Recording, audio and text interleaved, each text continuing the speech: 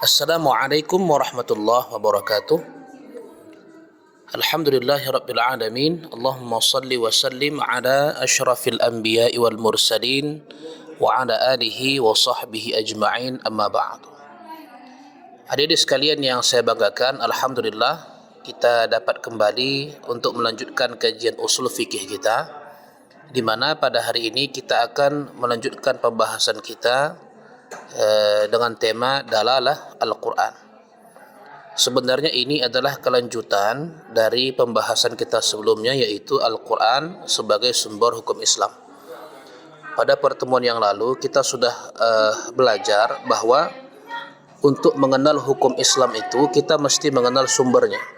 Karena dengan mengenal sumber hukum Islam tersebut, kita tahu dari mana saja kita dapat menemukan hukum Islam. Dan dari sumber-sumber tersebut kita sudah belajar ya, bahwa sumber hukum Islam itu ada banyak. Sebahagian daripada sumber itu statusnya muttafaq atau disepakati keabsahannya atau kedudukannya sebagai sumber hukum Islam, dan sebahagian yang lain itu mukhtalaf atau status mereka sebagai sumber hukum Islam itu masih menjadi perdebatan para ulama. Nah, dari yang muttafaq itu ada 4. Yang pertama Al-Quran, yang kedua sunnah atau hadis Nabi SAW, kemudian yang ketiga itu ijma', dan yang keempat itu qiyas. Nah, yang lalu kita sudah belajar tentang kedudukan Al-Quran sebagai sumber hukum Islam. Nah, di pertemuan sebelumnya juga sudah saya senggol sedikit ya, sudah saya sentuh sedikit bahwa di pertemuan kali ini kita akan mempelajari tentang dalalah Al-Quran. Apa itu dalalah Al-Quran, adik-adik sekalian, dan kenapa penting untuk mempelajarinya? Jadi begini, sebelum kita masuk kepada pembahasan tentang dalalah Al-Quran, saya ingin menyampaikan kepada adik-adik satu ilustrasi. Perhatikan coba ya ilustrasi berikut ini. Suatu hari kita mahasiswa UINSU ada rencana mau ke Jakarta, ketemu dengan beberapa mahasiswa UIN yang ada di Jakarta. Nah, begitu kita sampai di bandara, kita menelpon teman-teman UIN Jakarta, kawan, kalau kita mau ke UIN kita harus naik apa? Nah, teman-teman kita di Jakarta mengatakan, nanti kalau sudah sampai di bandara, naik saja nanti kereta untuk menuju ke bandara, untuk menuju ke kampus UIN Jakarta. Oke, begitu kita mendengarkan informasi ataupun instruksi dari teman kita dari UIN Jakarta tersebut, kita mengatakan terima kasih, oke kami akan berangkat menggunakan kereta. Baik, dari ilustrasi tadi, adik-adik sekalian, kira-kira ada problem nggak? Sebenarnya ada sedikit problem. Apa itu? Ketika mahasiswa atau teman kita dari UIN Jakarta itu mengatakan, kalau dari bandara mau ke UIN itu naik kereta. Nah, kata-kata kereta ini sebenarnya ini bisa multitafsir. Kenapa demikian? Kita sebagai orang Medan mengenal bahwa kereta itu adalah kendaraan roda 2, iya kan? Ya, kita mengenal kereta itu adalah kendaraan roda 2. Nah, sedangkan di Jakarta, masyarakat Jakarta itu ketika menyebutkan kata kereta, yang mereka maksudkan itu adalah kereta api. Nah, pertanyaannya sekarang, instruksi dari teman kita di UIN Jakarta itu, apakah mereka menyuruh kita menggunakan kendaraan roda 2 atau mereka menyuruh kita mengendarai kereta api? Nah, karena kan orang Jakarta kan tahu juga bahwa orang Medan itu kan menyebut motor atau kendaraan roda 2 itu adalah kereta. Jadi kira-kira apa yang dimaksud dari instruksi teman kita orang dari Jakarta tersebut? Apakah maksud dia kita harus naik kendaraan roda 2, misalnya Gojek gitu kan, ataupun kita naik Grab, atau maksud mereka itu kita harus naik kereta api lagi? Nah, jadi tunjukkan makna yang dimaksud oleh instruksi tersebut sebenarnya pada dasarnya belum jelas. Nah, karena dia belum jelas, maka adik-adik sekalian, perlu metode khusus ya, atau metode tertentu untuk kita menggali sebenarnya maksud dari teman-teman kita UIN Jakarta itu dengan kalimat kereta itu apa. Apakah maksud mereka kereta api atau maksud mereka itu motor atau kendaraan roda dua. Nah, tunjukkan makna itu di dalam kajian usul fikih disebut dengan istilah dalalah Al-Quran atau tunjukkan makna Al-Quran. Baik. Jadi pengertian dalalah itu adalah makna yang ditunjuki oleh Al-Quran. Ya, dari segi tunjukkan makna, dalalah Al-Quran terbagi kepada dua jenis, yaitu qat'i dan juga zanni. Nah, berikut adalah penjelasannya. Baik. Sebelum kita lanjut, yang pertama kita harus faham dulu bahwa makna dalalah itu adalah tunjukkan makna. Ya, jadi maknanya kalimat itu menunjukkan kepada makna apa? Sama seperti kata kereta tadi. Kata kereta itu menunjukkan kepada makna apa? Apakah dia itu kereta api atau motor, kendaraan roda dua? Nah, jadi Al-Quran juga demikian. Ya, ayat-ayat Al-Quran itu ya ada dalalahnya, ada makna yang ingin ditunjuk oleh ayat Al-Quran tersebut. Nah, bagaimana cara kita memahaminya? Oke, jadi sebelum kita belajar bagaimana cara memahami dalalah atau tunjukkan makna dari kalimat yang ada dalam Al-Quran atau kata yang ada dalam Al-Quran, pertama kita harus faham dulu bahwa dalalah Al-Quran itu terbagi kepada dua jenis. Ada dalalah yang dikenal dengan istilah dalalah qat'iyah atau dalalah qat'i, dan ada dalalah yang sifatnya zanni. Itu harus diingat ya adik-adik ya. Ada yang qat'i, ada yang zanni. Sekali lagi, ada yang qat'i dan ada yang zanni. Nah, apa yang dimaksud dengan dalalah qat'iyah atau dalalah qat'i tersebut dan apa yang dimaksud dengan dalalah zanni tersebut? Nah, mari sama-sama kita simak penjelasannya. Yang pertama, adik-adik sekalian, kita akan pelajari dulu yaitu qat'i dalalah atau qat'iyyud dalalah yang dalam bahasa Arab disebut begitu ya. Qat'iyyud dalalah atau dalalah qat'i tadi. Dalalah qat'i adalah lafaz yang turun di dalam Al-Quran yang jelas maknanya dan tidak memiliki makna lain kecuali satu makna. Ya. Misalnya seperti firman Allah Subhanahu wa taala, "Qul huwallahu ahad." Katakanlah Muhammad, dialah yaitu Allah itu yang Maha Esa. Ya, kata-kata yang ahad ini, Allahu ahad, Allah itu Maha Esa. Ketika dia Esa tunggal, maka dia tidak lagi dapat dituntut untuk berbilang. Artinya kalau disebut dia satu Esa, maka maknanya pasti bukan setengah. Kalau disebut Allah itu satu, berarti maknanya Allah itu tidak tiga. Tunjukkan makna satu itu jelas. Artinya tidak ada Tuhan selain yang satu itu. Makanya saya sebut di bawah, ya, kata atau kalimat Qul huwallahu ahad itu merupakan ayat yang sangat jelas tunjukkan maknanya tentang keesaan Allah Subhanahu wa taala, sehingga tidak membuka ruang penafsiran bahwa ada Tuhan lain selain Allah Subhanahu wa taala. Jadi nggak ada ruang penafsiran yang lain, ya, nggak bisa dikatakan, oh berdasarkan ayat ini berarti ada Tuhan yang lain selain Allah Subhanahu wa taala. Nggak bisa. Karena redaksi kalimatnya sudah sangat-sangat jelas. Qul huwallahu ahad. Sehingga tidak ada makna yang lain di situ, ya. Adik-adik bisa lihat misalnya contoh yang lain itu terdapat di dalam surah An-Nisa dari ayat 11 sampai ayat 12. Di situ Allah Subhanahu wa taala berbicara tentang warisan, berbicara tentang bagian-bagian atau yang disebut dengan istilah al-furud al-muqaddarah. Bagian-bagian yang telah ditetapkan oleh Allah Subhanahu wa taala. Ada yang bagiannya Allah tetapkan sepertiga, ada yang bagiannya Allah tetapkan setengah, ada yang bagiannya Allah tetapkan seperdelapan, seperempat. Di mana kalimat yang Allah gunakan itu tidak mungkin punya penafsiran yang lain. Misalnya Allah menyebut seorang suami itu warisnya itu 1/2 atau setengah kalau tidak punya anak. Kalau punya anak maka hak waris suami itu 1/4. Nah, kata-kata setengah dengan 1/4 ini tidak ada makna yang lain selainnya itu saja, setengah atau 1/4. Seorang istri hak warisnya 1/4 kalau tidak punya anak. Kalau punya anak kata Allah maka hak warisnya 1/8. Ya kan jelas kan? Sangat jelas sekali. Tidak ada makna lain 1/4 itu. Oh, berarti kalau 1/4 itu dia 1/3. Ya nggak bisa. 1/4 itu ya 1/4. 1/8 juga 1/8. Ya, sama juga seperti misalnya ya 1/3 dan yang lainnya. Sehingga tidak ada makna yang lain yang bisa kita tafsirkan dari angka-angka tersebut. Di makna qat'i dalalah atau qat'iyyud dalalah itu maknanya adalah tunjukkan ayat yang ada dalam Al-Quran tersebut sangat jelas maknanya dan tidak memiliki makna lain kecuali satu makna tersebut saja. Okey. Nah, ini kebalikan daripada qat'i dalalah. Ada yang disebut dengan istilah zanni dalalah atau zanniyud dalalah. Nah, kalau tadi di qat'i dalalah, lafaz yang ditunjukkan oleh Al-Quran tersebut maknanya jelas. Nah, kebalikan dari tersebut adalah zanni dalalah. Jadi zanni dalalah itu adalah tunjukkan makna ayat Al-Quran yang memiliki dua makna atau bahkan lebih, sehingga membuka ruang penafsiran bagi kalangan para ulama. Seperti misalnya lafaz quru dalam Al-Quran, surah Al-Baqarah ayat 228 yang bisa bermakna suci atau haid dan banyak lagi.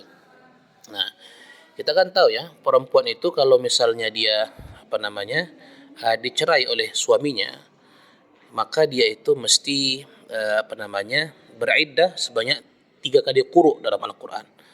Quru itu maknanya ya giliran kan gitu. Tapi makna giliran di sini apakah dia 3 kali suci atau haid? Nah, itu kan masih menjadi perdebatan para ulama.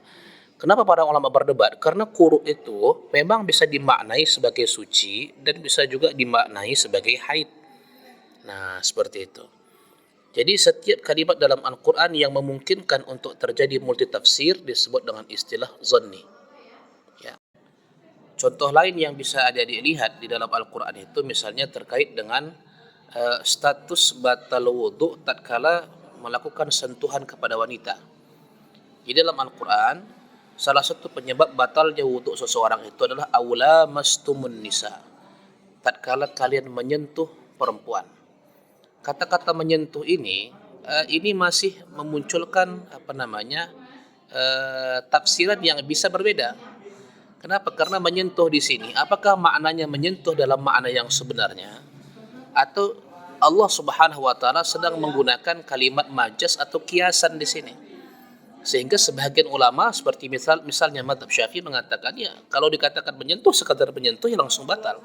Terjadi sentuhan antara kulit dengan kulit ya langsung batal. Tetapi sebagian ulama punya pandangan yang lain, bahwa kata menyentuh di sini bukan dimaksudkan oleh Allah sentuhan antara kulit dengan kulit, tetapi Allah sedang menggunakan majaz atau kiasan di mana sebenarnya yang dimaksudkan dengan menyentuh tersebut itu adalah menyentuh dengan nafsu atau syahwat. Bahkan dalam mazhab Hanafi misalnya, kata menyentuh tersebut itu adalah makna lain daripada berhubungan suami istri. Sehingga dalam mazhab Hanafi misalnya, kalaupun terjadi sentuhan bahkan dengan syahwat sekalipun, selama tidak berhubungan suami istri, ya wudunya tidak batal. Kok bisa demikian penafsiran para ulama? Karena memang kata-kata menyentuh itu ada di sekalian termasuk yang zanni, yang memang maknanya itu bisa memunculkan multitafsir. Nah, seperti itu. Nah, inilah yang membedakan antara zanni dalalah dengan yang qat'i dalalah tadi. Umumnya ayat-ayat Al-Quran yang terkait dengan akidah itu bersifat qat'i, secara dalalah tertunjukkan makna. Nah, ini poin yang pertama. Kalau kita bicara apakah ayat Al-Quran itu isinya qat'i ataupun zanni, Pak? Maka ayat-ayat yang terkait dengan akidah, dengan keyakinan, itu pada umumnya bersifat qat'i. Nah, pada umumnya ya. Kenapa? Karena Al-Quran memberikan ketegasan agar manusia itu tidak syirik kepada Allah Subhanahu wa taala. Dan ajaran tauhid atau ajaran akidah sejak masa Nabi Adam alaihissalam sampai pada masa Rasulullah sallallahu alaihi wasallam itu tidak berubah. Ya, itu kenapa Allah Subhanahu wa taala berfirman dalam Al-Quran terkait ayat-ayat seputar akidah itu ayat-ayat yang sifatnya jelas. Kecuali hanya beberapa bagian yang sifatnya itu zanni, bisa memunculkan multitafsir, itu pun sebagai ujian kepada kaum muslimin. Apakah nanti mereka itu lebih cenderung mengikuti pada ayat-ayat muhkamat atau mutasyabihat. Tapi saya tidak jelaskan itu secara rinci karena itu bagian dalam ilmu tauhid. Kita lanjut. Begitu juga ayat-ayat terkait dengan pokok-pokok syariat seperti perintah solat, zakat, larangan zina, riba, meminum khamar dan sejenisnya. Ya, pada umumnya ayat-ayat yang terkait dengan syariat pokok itu adalah qat'i. Nah, sifatnya itu tidak susah difahami sehingga dapat langsung dipraktekkan oleh seluruh kaum muslimin. Begitu juga terkait dengan akhlak mulia seperti berbakti kepada orang tua, menyantuni fakir miskin dan anak yatim. Namun pada dasarnya dalam persoalan hukum atau fikih ya, Al-Quran mengandung banyak sekali ayat yang bersifat zanni secara dalalah. Jadi tunjukkan makna Al-Quran dalam banyak ayat hukum itu bersifat zanni, ya, sehingga membuka ruang penafsiran yang luas bagi para ulama. Jadi kalau kalian bertanya, Pak, kenapa mazhab fikih itu ada banyak?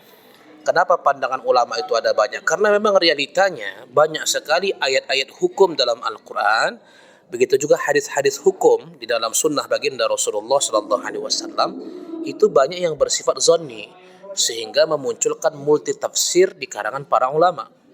Dan kezannian ayat ataupun hadis itu pun sejak masa dahulu sudah ada, bukan baru-baru saja sekarang orang berpikir ada zanni, ada qat'i. Saya kasih contoh begini. Dalam sebuah hadis, baginda Rasulullah SAW itu memerintahkan kepada satu rombongan para sahabat untuk berangkat ke sebuah tempat di wilayah Bani Quraizah. Jadi ada sebuah tempat namanya Bani Quraizah, ya. Jadi kata Rasulullah SAW, la tusalliyanna al-asra, la yusalli ahadukum al-asra illa fi Bani Quraizah.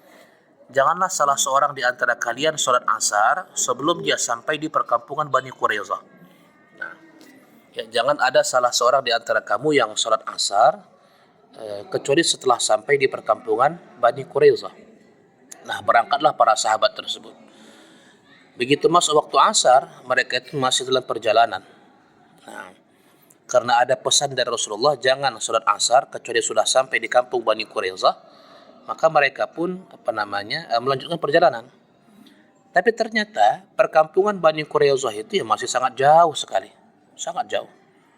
Sehingga kalau dilihat waktu, ini kelihatannya waktu maghrib ini sudah hampir masuk, sedangkan perkampungan Bani Quraizah belum terlihat.